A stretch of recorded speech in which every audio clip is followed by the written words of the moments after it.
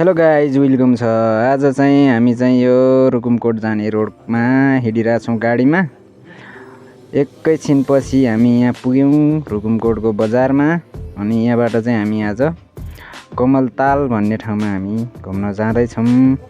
अब हामीले चाहिँ यो यात्रा गरेको अब एकछिनमा हेर्छौँ कस्तो रहेछ कमलताल। आउँदैछ, लगभग हामी यात्रामा छौँ। अब हामी चाहिँ पुगिसकेको छौँ यो कमलताल हो कि पोखरी भन्ने ठाउँमा। त्यहाँ पुग्दाखेरि चाहिँ रमेश भाइलाई नि भेटियो, बाटोमा थियो, भिडियो सुट गरिदिएको मैले।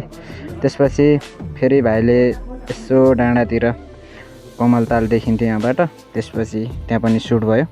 त्यसपछि हिँड्दै जाँदाखेरि भाइले चाहिँ आफ्नो साथीसँग यसो भिडियो बनाइरहेको थियो। त्यसपछि हामी त्यहाँबाट गयौँ।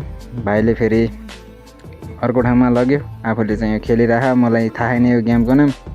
भाइले चाहिँ यहाँ हानिदिरहेछ दरो, अब हामीलाई चाहिँ आउँदैन खेल्न। त्यसपछि हामी यो सकेर त्यसपछि गयौँ यसो गिटार हुने ठाउँ। अनि भाइले चाहिँ गिटार हानिदियो। अब आफूलाई चाहिँ चलाउन आउँदैन, भाइले चाहिँ म्युजिककै तालमा थियो। अब भाइले चाहिँ हान्न सकेन। त्यहाँबाट चाहिँ अब यहाँबाट ट्याक्क गिटार बज्यौँ। त्यसपछि हामी चाहिँ लाग्यौँ मन्दिरतिर।